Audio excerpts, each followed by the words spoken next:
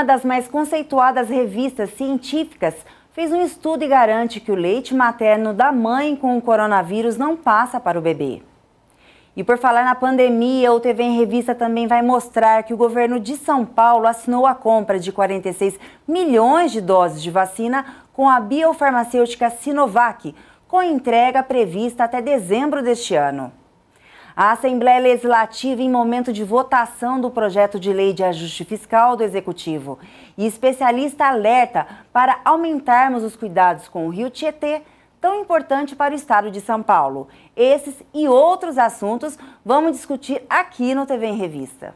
O governador João Dória enviou para a Assembleia Legislativa de São Paulo o projeto de lei 529 de 2020, que altera diversas estruturas do governo, autarquias e tributos também. O projeto envolve mudanças radicais para o estado e foi mandado com pedido de urgência. As justificativas para as mudanças foram a crise do coronavírus, que é o Covid-19, e as contas do governo. O PL tem provocado muita discussão no Legislativo paulista. Um dos críticos ao projeto é o deputado Carlos Gianazzi. Durante entrevista ao jornal da Rede Alesp, o parlamentar do PSOL explicou os pontos polêmicos. É um projeto que ataca a soberania do Estado de São Paulo e ataca, sobretudo, os serviços públicos para a população que mais precisa do Estado. Como eu estava assistindo aí, o pessoal criticando a extinção de CDHU, que é a maior empresa da América Latina, empresa pública que garante casa, habitação popular para as pessoas que ganham até 2 salários mínimos. Eles querem acabar com essa empresa pública do Estado de São Paulo, que tem 70 anos de existência, e entregar essa função para o mercado, para as grandes empreiteiras, para a especulação imobiliária, que daí não vai garantir mais casa para as pessoas pobres, as pessoas que mais precisam. O ITESP será extinto, né? Um instituto importante que trabalha na questão da regularização fundiária, no apoio à agricultura familiar, que trabalha no apoio às populações quilombolas, indígenas, ribeirinhas do estado de São Paulo, que tem um papel fundamental na questão da reforma agrária estadual. Esse instituto será extinto da noite para o dia. Inclusive, é tão grave isso que os ex-secretários de Justiça e Cidadania do estado de São Paulo assinaram um documento, um manifesto contra a extinção do ITESP e ex-secretários do próprio PSDB, do próprio Tucanato aqui de São Paulo, para a gente perceber a gravidade da situação. Trata-se de um desmonte do Estado. Isso é o programa do Dória, que ele já tinha anunciado quando assumiu o governo do Estado, que ele faria uma privatização e queria fazer as concessões, a terceirização, que faria esse desmonte. Ele não enganou ninguém. Ele já tinha lá, estava no programa dele, ele já tinha começado a fazer isso antes da pandemia, apresentando um projeto de lei, aliás, mais de um na Assembleia Legislativa, já desmontando empresas públicas como a Dersa, a Implaza. Infelizmente foram aprovados esses projetos, eu votei contra, fiz obstrução. Ele aprovou a privatização do ginásio do Ibirapuera, do zoológico, ele já vinha nessa toada. Agora, com a pandemia, ele acelerou e passou várias boiadas, né? O governo Bolsonaro está morrendo de inveja, porque o governo tenta fazer isso também, o Ricardo Salles, o desministro do meio ambiente, ou o ministro contra o meio ambiente, o Bolsonaro falando em aproveitar a pandemia para passar a boiada, né? Para acabar com a fiscalização e aprovar leis contra o meio ambiente. Aqui em São Paulo, o Dória aproveitou e passou não uma boiada, mas várias, de uma vez só, num projeto de lei que não justifica nada, porque ele nem tem como justificar. Na verdade, é um programa, é um projeto de desmonte do Estado que já vinha sendo implantado há muito tempo no Estado de São Paulo pelos governos do PSDB. Começou com Mário Covas, depois Alckmin, Serra, voltou o Alckmin. Esse desmonte ele é permanente. E agora, no período da pandemia, ele foi covardemente e criminosamente acelerado. E isso vai prejudicar muito a população do estado de São Paulo. O deputado, boa tarde. Quem está falando aqui é Lilian, né? E, mais uma vez, obrigada por você estar vindo aqui e parabéns pelo trabalho que o senhor sempre faz, assim, em pró dos seus eleitores, em pró da população. O senhor se dedica, o senhor corre atrás, o senhor briga. Hoje aqui no Jornal da Rede Alesp, nós fizemos algumas entrevistas com algumas das autarquias que vão ser extintas. E o mais triste que eles nos falaram foi que em nenhum momento o governo do estado de São Paulo foi atrás das autarquias para pegar o levantamento, que tem autarquias aí que trabalham com dinheiro próprio, não possui e não precisa nem da ajuda do governo para poder se manter. A pergunta para o senhor seria, o que o senhor espera agora aqui da Alesp em relação ao projeto 529 de 2020? Olha, nós estamos fazendo um amplo movimento para derrotar o PL, para que ele não seja aprovado. E aí nós organizamos 3 frentes de luta. A primeira é no Legislativo, com os deputados de oposição, as dissidências do governo, porque mesmo para os deputados do governo é difícil a votação desse projeto, porque eles se desgastam muito, porque eles atacarão os seus eleitores, as suas regiões serão atacadas e eles vão ter um prejuízo na imagem, um prejuízo político, um prejuízo eleitoral, ficarão, né, queimadíssimos. Quem votar nesse 529 vai deixar a digital numa das maiores maldades feitas por um governo no estado de São Paulo, e a história cobra. Os deputados do governo sabem disso, eles estão preocupados, é um projeto indigesto para eles também. Então, os deputados já apresentaram mais de 620 emendas ao projeto, de tão ruim que ele é, para descaracterizar o projeto. Então, a primeira batalha, a primeira frente é dentro da Alesp, né, com os deputados obstruindo, nas comissões, em todos os espaços, no plenário. A outra frente é no judiciário, é jurídica. Eu já ingressei com uma representação no Ministério Público contra esse PL 529, vou pedir agora uma audiência pública, lá que o MP faça uma audiência pública dentro do próprio Ministério, convocando o governo para participar, as entidades, os deputados, para sair do âmbito da Assembleia Legislativa. E a outra terceira frente, a mais importante, é a da mobilização social, popular, sindical e estudantil. Nós temos um amplo movimento no estado de São Paulo, pressionando os deputados, pressionando o governo a retirar o projeto da Assembleia Legislativa. Então, e esse é o movimento mais importante, é a frente mais importante, não é a nossa da Alesp, nem a do Judiciário, é a do movimento, é a população se organizando. Aí a Assembleia tem medo do povo. Quando o povo se manifesta, a Assembleia recua. E o Dória também. Nós conseguimos isso quando ele queria acabar com o projeto Guri no ano retrasado, logo que ele assumiu, ele queria, na cultura, ele cortou o orçamento da cultura e ia acabar com o projeto Guri. Nós fizemos uma ampla movimentação em todo o estado, com apoio de câmaras municipais, de prefeitos, de entidades, e ele recuou. E nós faremos e estamos fazendo o mesmo em relação ao 529. No último dia 8 desse mês foi aprovado aqui na Assembleia Legislativa de São Paulo o projeto de lei 799 de 2019, de autoria do deputado estadual agente federal Danilo Balas. O PL assegura a proteção aos agentes públicos que denunciarem atos de corrupção e improbidade. Feliz com a aprovação do projeto, o parlamentar do PSL bateu um papo com o Jornal da Rede Alesp e falou também sobre a carreira fora do Legislativo Paulista. Para quem não sabe ainda, eu sou oriundo da Polícia Federal, né? Tenho 27 anos de trabalho na Segurança Pública, 12 na Polícia Militar e 15 na Polícia Federal. Na Lei Federal 8.112, existe uma previsão legal que exatamente protege os servidores públicos civis federais quando denunciam, procuram autoridades ou autoridade superior ou Ministério Público Federal para denunciar casos de irregularidades. Essa previsão legal não existia no estado de São Paulo. Então, o que nós fizemos? Propusemos o projeto de lei 799, o ano passado, que é uma lei curta, porém, que vai dar amparo ao servidor público aqui do estado de São Paulo, que denunciar casos de corrupção, improbidade na sua área de trabalho.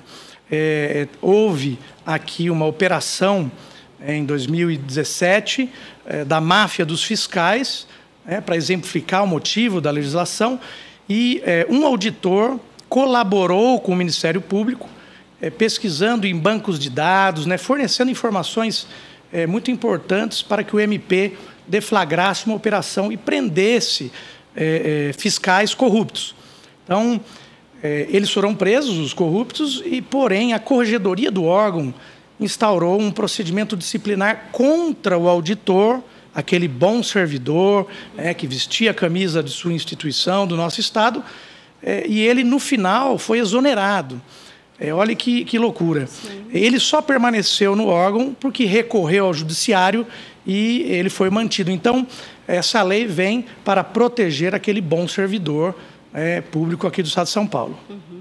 No caso, a identidade desse servidor, ele vai ser ali preservada? Como que vai acontecer, então, essa proteção para o servidor que fizer a denúncia? Ele pode optar pela preservação do seu nome, até por conta de sua família, risco de morte e ataques à sua família e à própria vida dele, ou também pode se favorecer do anonimato. O importante é que informações imprescindíveis para a investigação cheguem à autoridade superior ou ao Ministério Público. E no caso das denúncias, deputado, o que esse agente precisa, então, oferecer, né, para o Ministério Público ou, enfim, para o órgão competente como prova? Né? Não é apenas uma denúncia, é preciso ter uma prova concreta, né?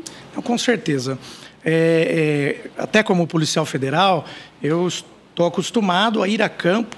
A Polícia Federal faz um trabalho de tirar fotos, acompanhar suspeitos, trabalha com interceptação telefônica, interceptação ambiental. Então, Priscila, é um conjunto probatório que lá na frente o Ministério Público oferece a denúncia e aquele investigado é processado e preso. Tem a pena ali. Então, as informações do servidor público vão se somar à investigação da Polícia Civil, por exemplo, atuando com o Ministério Público. Então, são informações, às vezes, pequenas, mas que montam um quebra-cabeça, que, no final, levam à condenação daquele mau servidor. Uhum. Até a questão, né, que fala da improbidade administrativa, né? Então, a utilização de uma forma errada, né, dos recursos públicos. Ali quem consegue realmente investigar é quem está lá dentro, né? Quem tem acesso às informações. E daí, como o senhor mesmo disse, muitas vezes acaba sendo penalizado. Então, bom esse resguardo, né, para esses agentes e também ter ali a valorização, não é? Exatamente. Deputado? Como que funciona a valorização desses profissionais? A gente sabe que a polícia é um setor muito importante, não só para o Estado de São Paulo, enfim, mas há ali uma reclamação de vários setores, várias áreas da polícia, em questão principalmente econômica, financeira, né?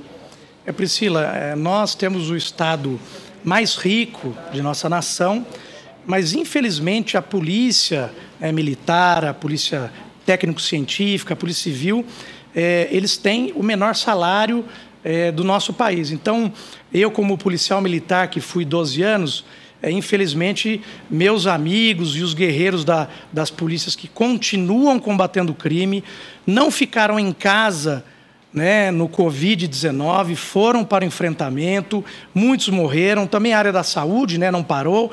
Então, os integrantes da segurança pública já vêm sofrendo uma desvalorização há 20 anos.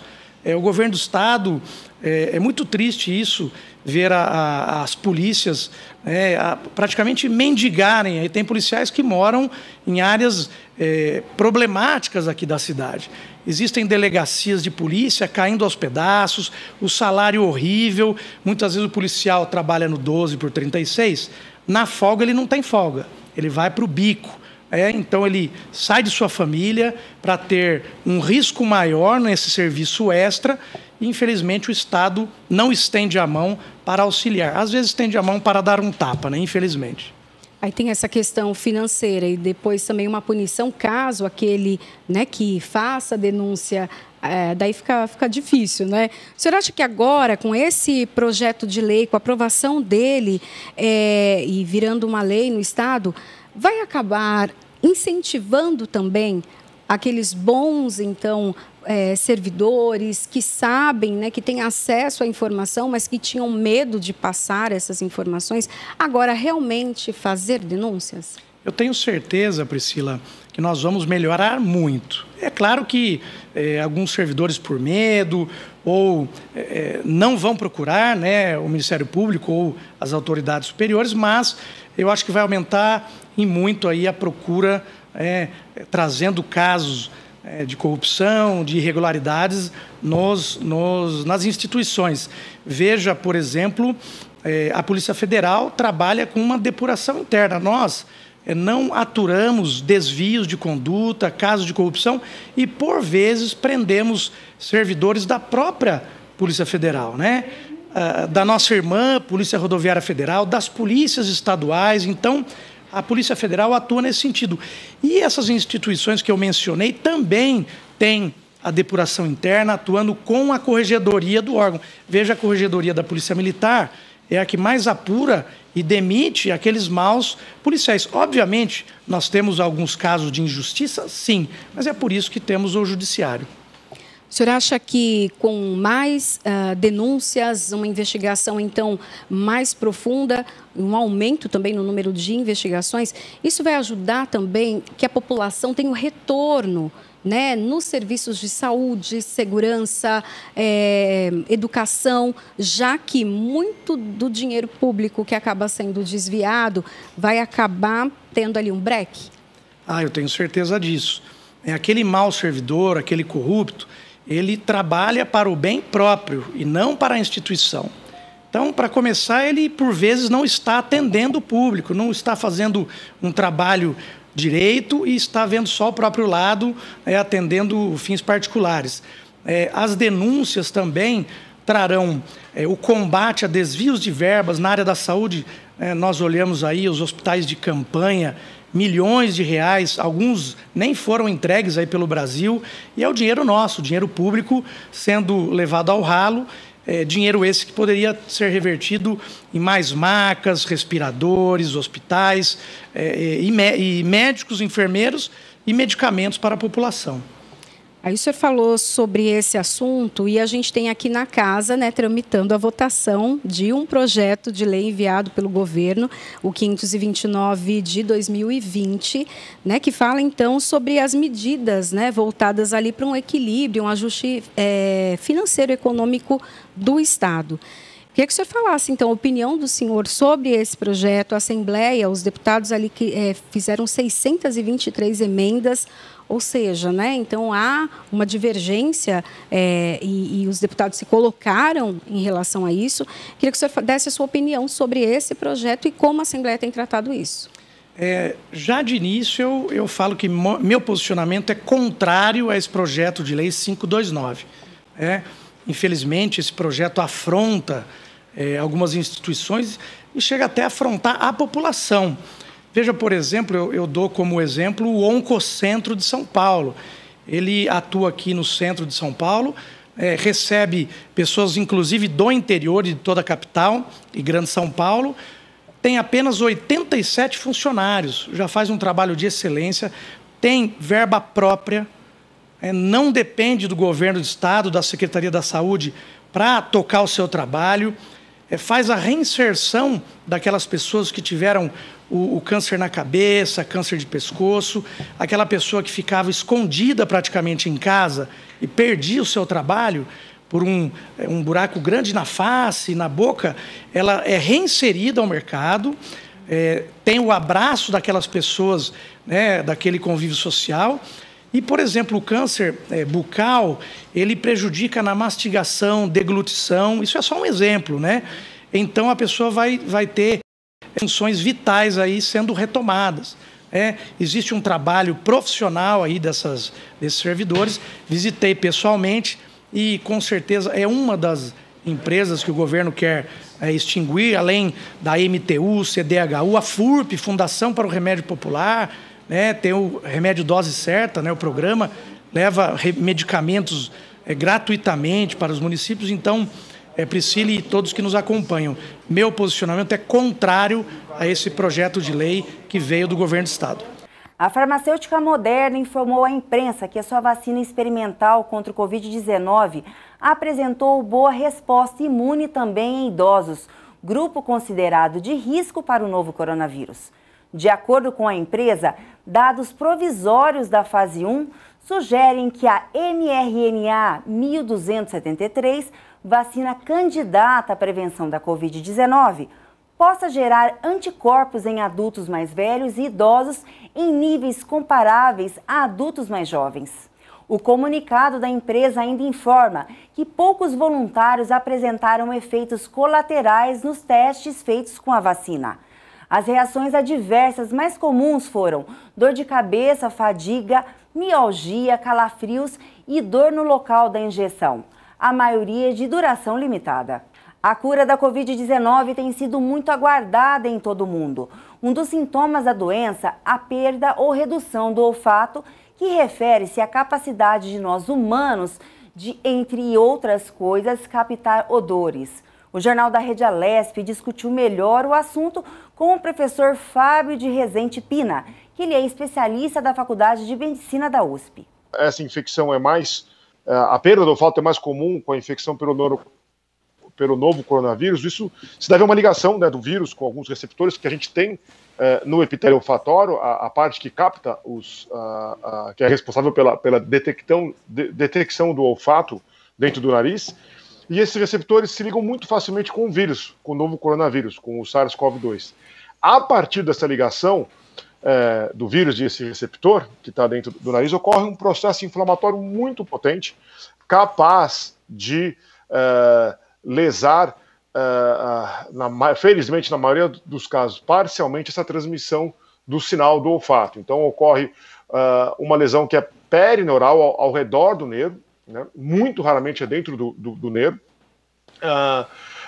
e isso pode atrapalhar ou diminuir a capacidade de olfato e do paladar por um período. O que a gente vem percebendo nessa pandemia é que uma porcentagem bem maior de pacientes persistem ainda com uma queixa no período superior a 30 dias, né?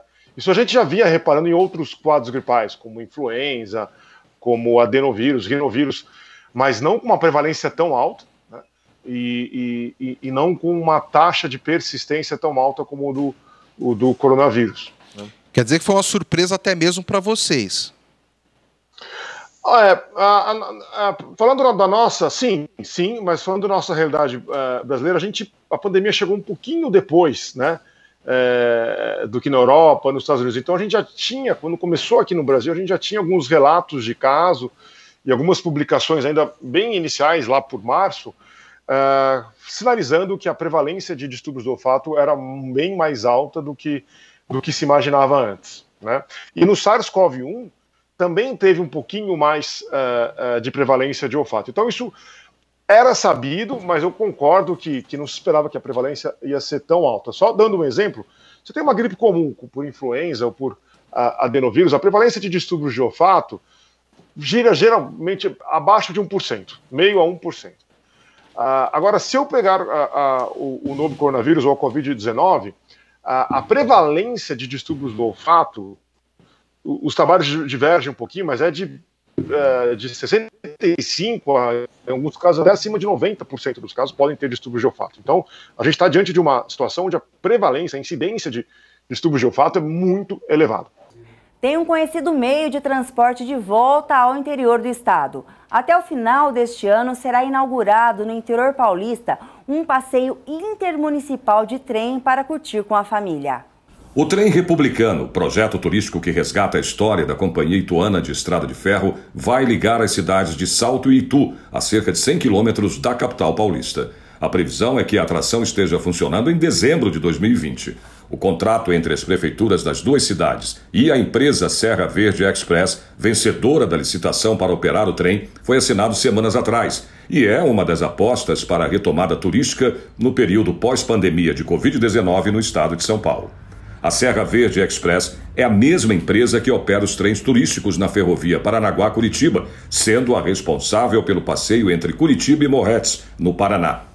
O novo trem paulista vai circular entre as estações das duas cidades, Salto e Itu, e será composto pela locomotiva a vapor e 3 vagões, nas versões turística, boutique e econômica, com capacidade para 136 passageiros. A previsão é de 2 viagens por dia útil e 3 aos sábados e domingos, com tempo de percurso de 45 minutos. A operadora já reinstalou os trilhos em mais de 90% do percurso de 7 quilômetros. A entrega da linha deve acontecer até 10 de outubro. Em seguida, o conjunto da atração passará por vistoria da Agência Nacional de Transportes Terrestres e, com aprovação para funcionamento, terá a data da estreia marcada e anunciada pela organização do passeio.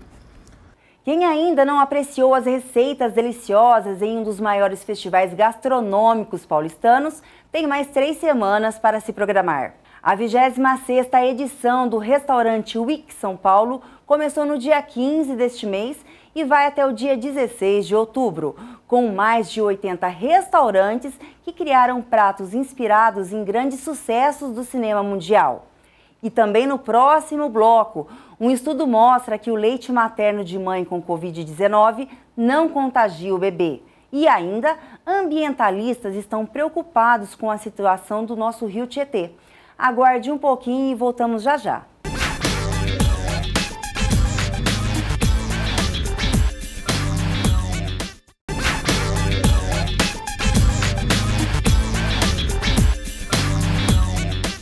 Estamos de volta com uma notícia que traz muita felicidade. O novo coronavírus não é transmitido da mãe para o bebê através do leite materno.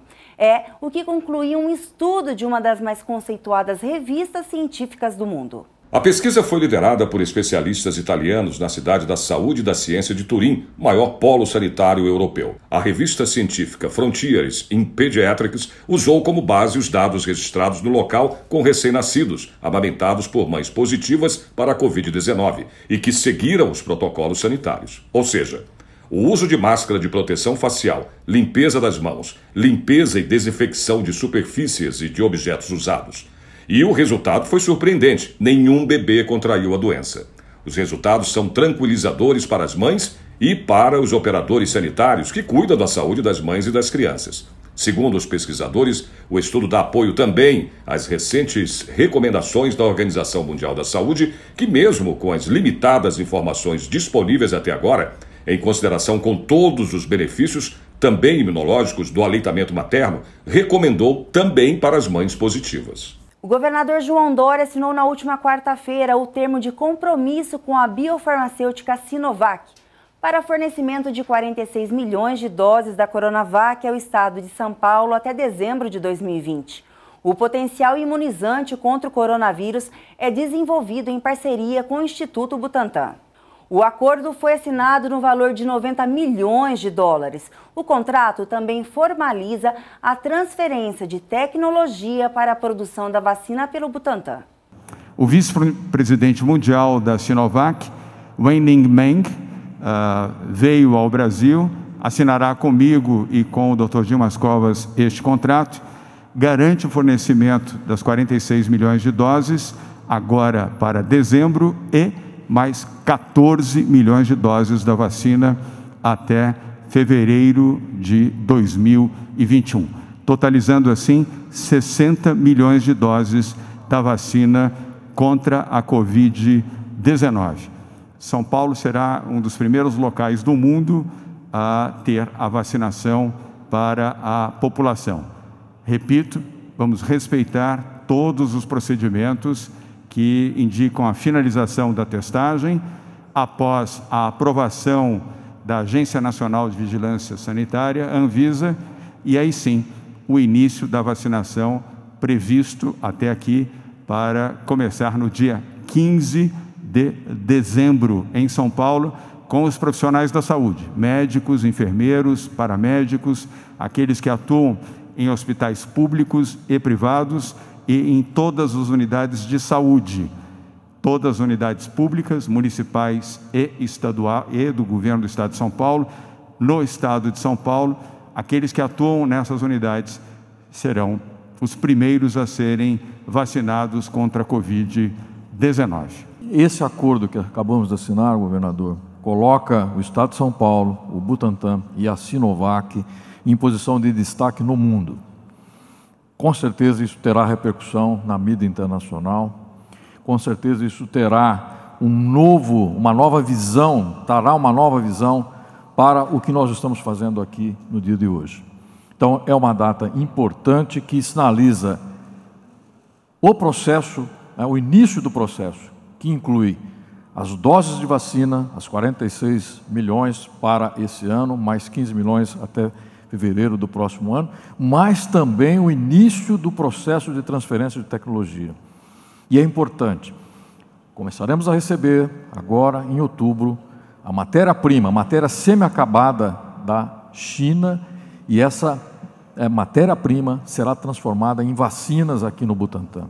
Então, é isso também que trata esse acordo, dessa transferência do conhecimento, da possibilidade de desenvolvermos o processo integralmente, começando já por essa fase de formulação em invase e de controle de qualidade. Então, o dia de hoje é importantíssimo.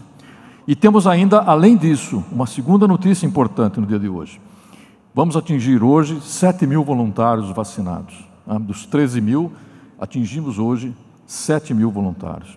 Portanto, nesse momento, o estudo clínico de fase 3 de uma vacina contra o coronavírus aqui no Brasil, essa é a mais avançada. Isso nos enche de esperança em relação a termos essa vacina disponível e registrada na nossa Anvisa até o final desse ano e, portanto, já disponível para uso na população. O Rio Tietê, um dos mais conhecidos do Brasil, tem uma vasta rede hidrográfica e possui uma grande importância econômica e cultural, pois faz parte do processo de formação de 62 municípios ribeirinhos que surgiram na sua margem. O aproveitamento do rio fica por conta de uso de suas águas para a agricultura, pecuária e geração de energia em alguns trechos que possuem usinas. Destaca-se também em razão de seus problemas ambientais. Trata-se de um manancial altamente poluído e que recebe diariamente mais de 2 toneladas de resíduos sólidos e esgoto da maior metrópole nacional, que é São Paulo. Para conhecer melhor o assunto, o Jornal da Rede Alesp recebeu o Gustavo Veronese, que ele é coordenador do projeto Observando os Rios. Ele deu detalhes da situação atual e o que precisa ser feito para melhorar a situação. A gente aferiu que, nesse ano, a mancha de poluição do Tietê, que é uma forma lúdica que a gente tem de mostrar como está a poluição do rio, lá no comecinho da década de 90 estava em 500 quilômetros, mais ou menos. Hoje a gente está em 150 quilômetros, que foi o que a gente aferiu nesse último relatório que lançamos na semana passada. Isso, por um lado, é algo a se comemorar, porque ao longo do tempo o rio vem se recuperando, mas praticamente não mudou em nada em relação ao ano passado. Então, estamos numa situação de alerta, é sempre uma situação para a gente ficar com a atenção ligada para a melhoria dos nossos rios, que vão desembocar direto ou indiretamente no Rio Tietê e que vai influir na qualidade do nosso principal rio. Gustavo, explica para a gente por que o rio chegou nesse ponto de poluição. A gente tem um histórico, né, na cidade de São Paulo que levou a essa situação do nosso principal rio.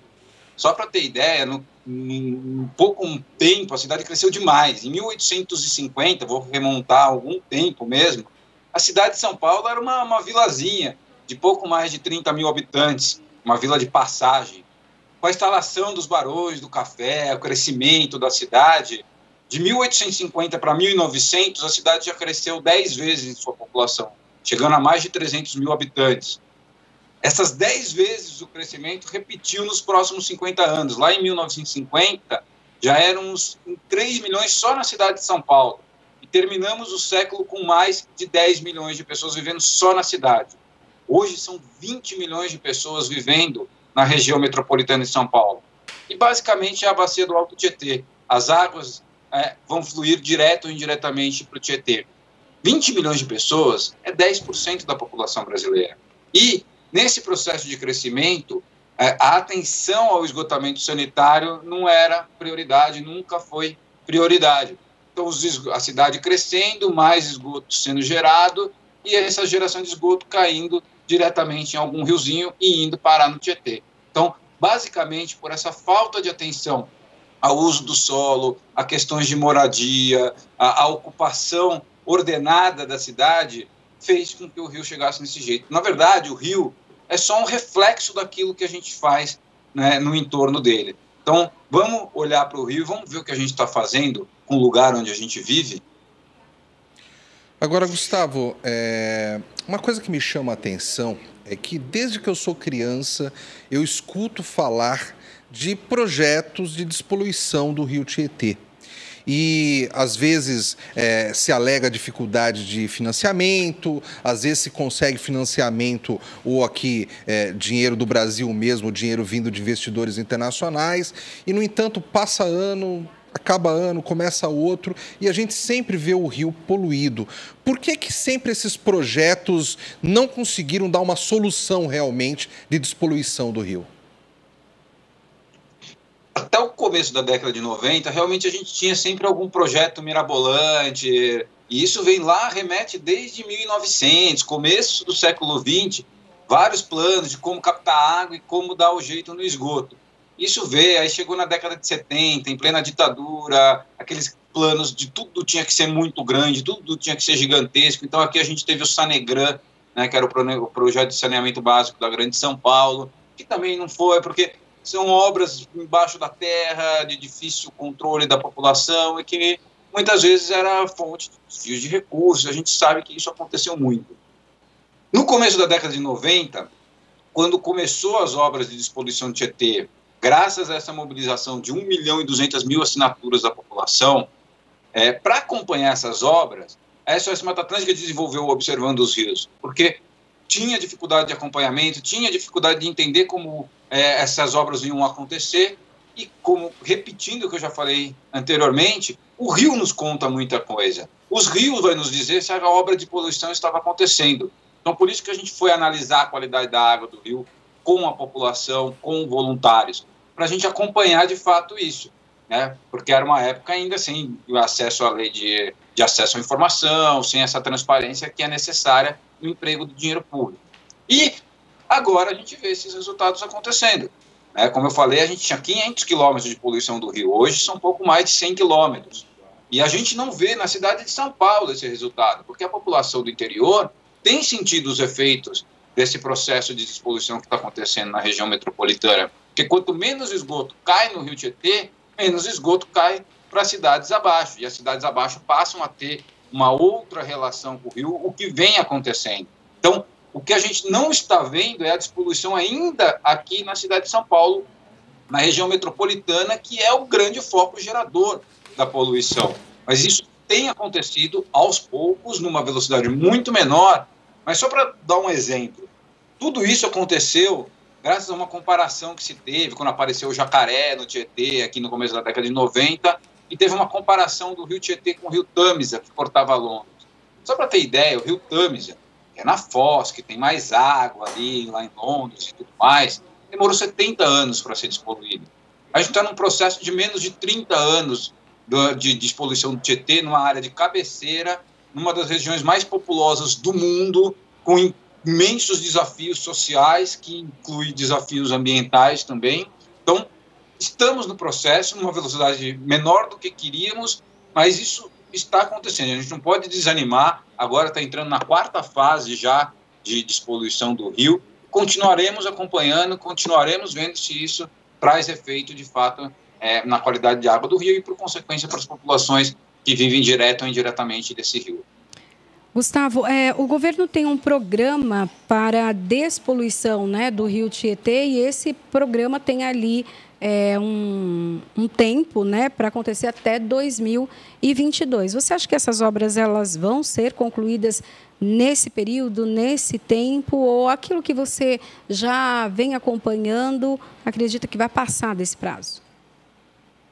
Na verdade, esse prazo de 2022 é especificamente para a despoluição do Rio Pinheiros, que é um afluente importante do Rio Tietê, então despoluir o Rio Pinheiros significa também ajudar a despoluir o Tietê. Mas a gente, ao longo da história, está cansado desses prazos, né? Esses prazos que coincidem justamente com prazos eleitorais, né?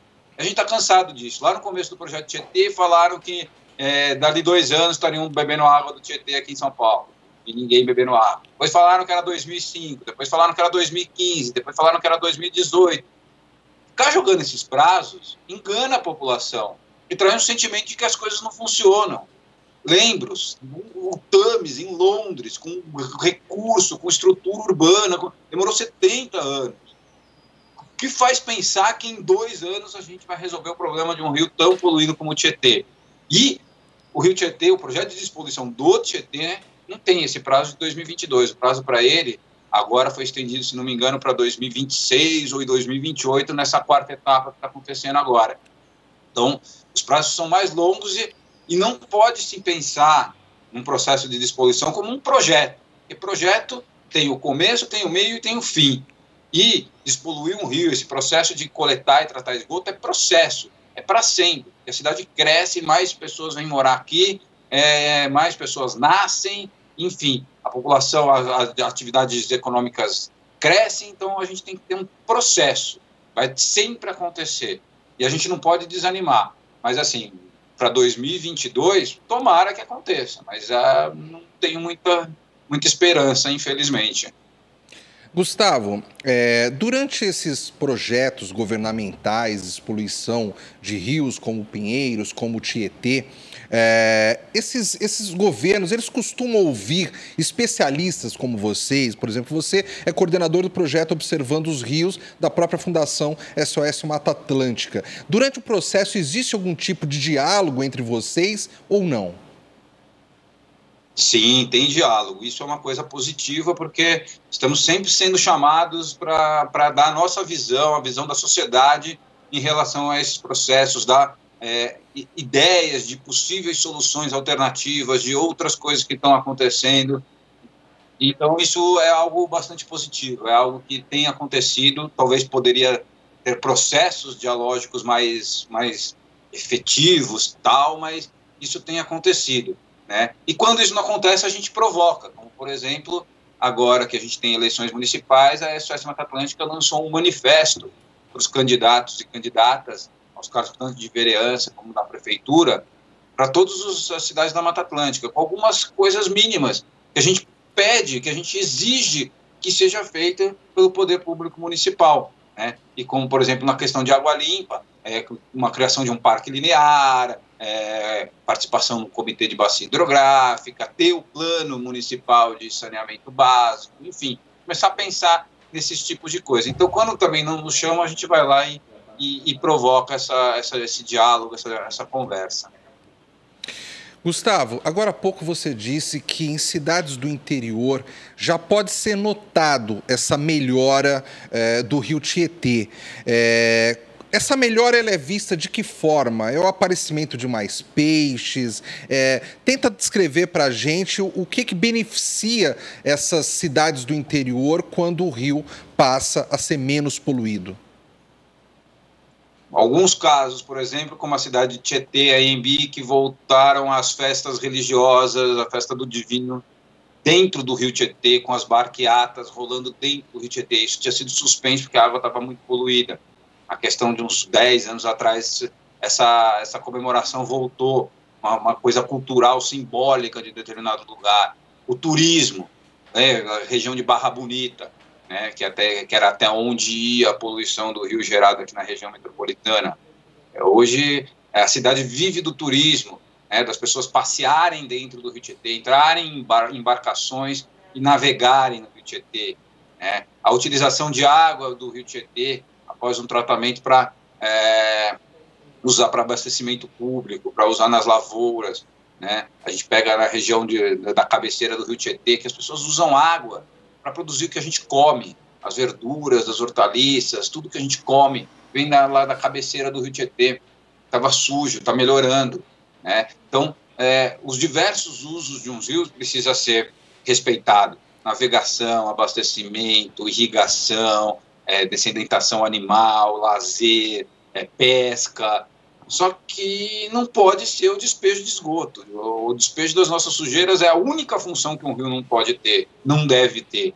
Né? Por isso que a gente luta muito contra uma determinação do CONAMA, tão enfraquecido atualmente, mas que tem uma legislação que coloca ali os rios como possibilidade de receber poluentes, né, que são os rios de classe 4, né, a classificação 4 do rio. É algo que a gente quer que tirar dessa legislação para poder os rios não terem essa permissão de receber esgoto, que contraria diversas outras leis, né, como a lei de crimes ambientais, aqui em São Paulo, a própria Constituição Paulista, que não permite qualquer tipo de rejeito ser jogado em corpo d'água, e, no entanto, isso acontece porque tem alguma outra lei que permite, né? Então, a gente precisa também ter essa junção de legislações para melhorar a situação dos nossos rios e fazer com que as pessoas utilizem o rio para os diversos fins que ele tem. E agora um alerta, vem aí a Black Friday, dia em que diversos estabelecimentos comerciais promovem descontos e promoções. O evento acontecerá no dia 27 de novembro e o Procon orienta os consumidores a aproveitarem a data de forma consciente e responsável. O órgão fiscalizador recomenda que o consumidor já deve começar a pesquisar sobre o produto ou serviço, suas características e funções e, principalmente, verificar qual o preço que está sendo praticado hoje no mercado. Segundo o Procon, o consumidor pode inclusive fazer um print da tela com o preço ofertado pelo estabelecimento. Deste modo, ele também terá como acompanhar a evolução e comprovar os valores para eventual questionamento. Assim, na hora do Black Friday, pode-se avaliar se o preço é de fato promocional. A Lei Geral de Proteção de Dados entrou em vigor no último dia 18 de setembro. Aprovada em 2018, depois de uma batalha de anos, a LGPD coloca o Brasil ao lado de mais de 100 países, onde há normas específicas para definir limites e condições para coleta, guarda e tratamento de informações pessoais. O advogado Luiz Augusto Durso Filho, especialista no tema, explicou tudo ao Guga Mendonça no programa Conexão Legislativa. A Lei Geral de Proteção de Dados se trata de uma grande vitória para a nação brasileira. Porque quando a gente fala de dado pessoal, é desde o nome, RG, CPF que a pessoa concede ao realizar uma compra na farmácia, ao realizar uma compra virtual no e-commerce, ou a fornecer outros tipos de dados. Então, dado de biometria, dados de imagem, aquela câmera de segurança que filma você, dados de voz, então que você fala perto do seu celular, perto da sua Smart TV, tudo isso é dado pessoal. E a coleta com relação a esses dados, então quando você praticava aí o seu dia a dia e suas atividades durante seu dia, de alguma forma existiu uma coleta muito grande. Então, desde o momento em que você acessa a internet, começa a navegar nas páginas e estas começam, pelo algoritmo, a monitorar o seu perfil e saber o que você faz, qual seria de fato os seus gostos, isso está coletando dados e isso tem algum tipo de invasão de privacidade. Porque quando você tem a sua fechadura da casa ou o seu aplicativo do celular de GPS, que sabe exatamente a hora que você saiu de um lugar e chegou no outro, o que você fala dentro da sua casa, a sua TV que mapeia quanto tempo você fica em cada canal, tudo isso é dado e tudo isso de alguma forma invade sua privacidade. A questão é que quando nós autorizamos essa coleta, então a gente aceita o termo de uso, esses termos de adesão, a gente autorizava a empresa a coletar. O problema é o para quê e o que estavam sendo feitos com esses dados. Então esse dado estava sendo vazado, estava sendo enviado para as outras empresas, tudo isso era uma preocupação mundial, não só do Brasil. E a Lei Geral de Proteção de Dados vem para mudar esse cenário. Então agora, com a Lei Geral de Proteção de Dados em vigor, nós podemos saber quais são os dados armazenados por cada empresa, solicitar remoção, acompanhar de fato para onde e para que os nossos dados estão sendo colhidos. Até questões de multas e etc. que a gente vai falar, mas você percebe que é uma grande vitória, porque só empodera e protege o titular, todos nós, que temos dados e de alguma forma estamos concedendo no dia a dia. Agora, doutor, um assunto que me chamou a atenção, por que as punições administrativas e tudo mais só serão válidas a partir do dia 1º de agosto de 2021? É interessante a gente explicar para o telespectador entender por que tem que ter esse período desde que a lei aí já está em vigor.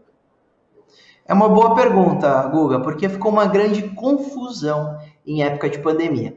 Esta lei, a LGPD, ela foi aprovada no Brasil em 2018. Ela foi sancionada pelo presidente Michel Temer à época e ela teve 2 anos de vacatio legis, que é um tempo em que o Poder Legislativo concede à população para se adaptar àquela nova regulamentação, àquela nova lei. Então, como é uma lei tão importante e que impacta no dia a dia das empresas, do poder público, que também será fiscalizado pela LGPD, né, que tem que estar em conformidade com a lei, e do titular, do usuário, o Estado, então, previu 2 anos para a gente se adaptar. Então, ficaria de 2018 até 2020, até agosto de 2020.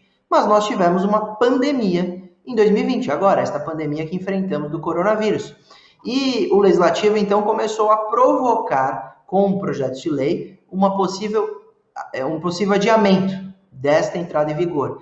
Por quê, Guga? Porque imagina-se que as empresas estavam preocupadas em sobreviver à pandemia, em continuar as suas atividades, fechando todo mês no vermelho, e a adequação, você estar em conformidade com a LGPD, gera custo, gera gasto, gera trabalho. Então, o Estado ali, né, os nossos representantes do Legislativo, entenderam que nós precisávamos prorrogar a entrada em vigor da Lei Geral de Proteção de Dados. E aí nós tivemos várias iniciativas durante a pandemia. E uma delas prorrogou as punições, que deveriam começar a ser aplicadas, né, essas que a Autoridade Nacional de Proteção de Dados poderá aplicar, essas sanções, deveriam começar junto com a entrada em vigor da lei, em agosto de 2020. Mas um projeto de lei adiou as punições. E aí um outro cenário que permaneceu em debate é se nós iríamos conseguir adiar a entrada em vigor da LGPD. E a expectativa era de fato que isso iria acontecer para 31 de dezembro de 2020 ou para maio de 2021. Só que esses projetos não vingaram por determinadas formas ou por variadas formas. O último, inclusive, foi por uma questão de ordem. O Senado não pôde nem votar um artigo que adiaria para dezembro de 2020. Então, a LGPD teve a sua entrada em vigor imediata logo depois dessa votação. E o Bolsonaro, assim que sancionou um projeto de lei de conversão, a LGPD vigorou no Brasil, mas as punições já estavam e já tinham sido aprovadas o adiamento, então ficou para agosto de 2021. O que é bom, viu, Guga? Porque aí dá mais um prazo aí para as pessoas se adaptarem a essa lei sem punições severas, mas só para a gente encerrar essa resposta, não significa que o titular esteja desprotegido. O Ministério Público, inclusive, já, com poucos dias da lei vigorando, já autuou uma empresa, né, ela intimou uma empresa a esclarecer sobre um vazamento, podendo até, de alguma forma, punir essas empresas. Então, o Ministério Público, o PROCON, continuam trabalhando até agosto de 2021. Olha, doutor, o senhor tocou num ponto, o senhor foi bem didático, explicou para o nosso telespectador, mas esse fato das sanções só entrarem no mês de agosto de 2021 em vigor, pode causar que as empresas demorem aí para se adequar? É meio aquela história, às vezes até do jeitinho brasileiro e tal. Você acha que isso pode complicar um pouco, doutor? Isso vai comprometer um pouco a velocidade de adequação, não tenho dúvida, Guga. Porque se pararmos para pensar, essa lei foi aprovada em 2018. Então as empresas tinham até agosto de 2020 para já ter feito esse trabalho. E justificaram que em razão da pandemia não conseguiram. Mas a pandemia começou em fevereiro, março de 2020. E 2018, finalzinho de 2018, e 2019 inteiro, as empresas algumas não agiram, não fizeram, não se preocuparam.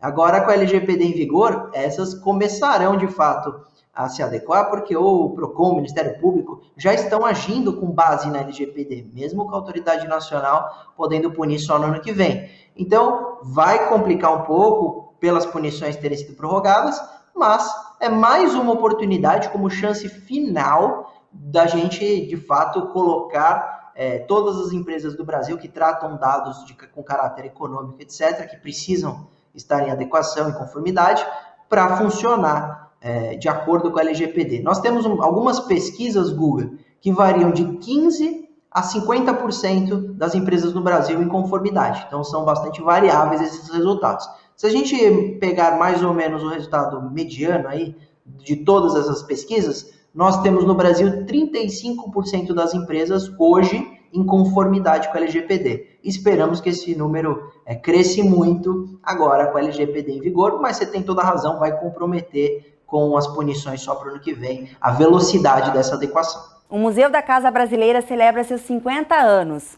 Ele foi criado em 1970 e o MCB está localizado na Avenida Brigadeiro Faria Lima. E para comemorar as 5 décadas, nesse momento de pandemia com isolamento social, a direção da instituição convida o público a continuar fazendo parte dessa história que poderá ser acompanhada de forma virtual até o fim de 2020. A comemoração começa com a campanha #MCB50 anos, que tem o objetivo de reunir nas redes sociais as experiências, emoções e vínculos do público com a própria casa. E nessa viagem no tempo, TV em Revista pega a estrada. Mas te convido a conhecer mais essa linda história e continuar acompanhando a nossa programação. Até a próxima semana.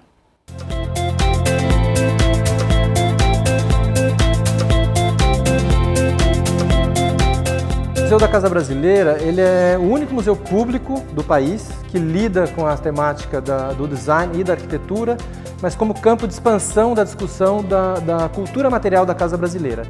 Nesse sentido, ele é um museu único que fala das questões do design a partir de uma matriz antropológica, que é essa origem justamente do conhecimento e da documentação e dos estudos acerca dos nossos objetos do cotidiano.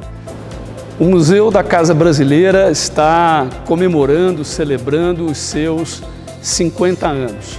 É uma das principais instituições culturais que nós temos aqui no estado de São Paulo e é um espaço cultural que vem realizando ao longo da sua história um conjunto de programas e de ações fundamentais para valorizar, sobretudo, o design no nosso país. E a gente sabe que o design é uma das principais formas de expressão cultural, de expressão artística. O Museu da Casa Brasileira comemora 50 anos em 2020.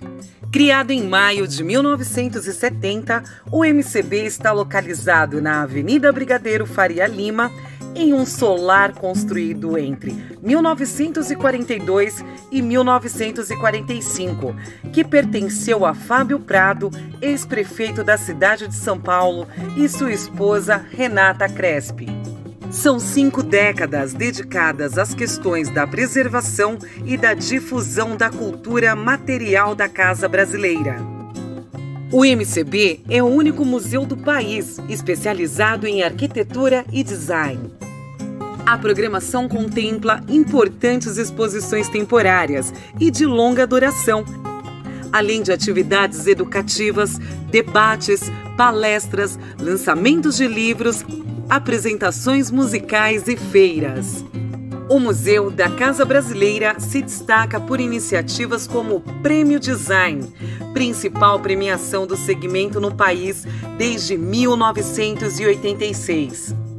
E pelo projeto Casas do Brasil, que resgata e preserva a memória sobre a diversidade do morar. Por hora, o MCB comemora o aniversário em casa, com você.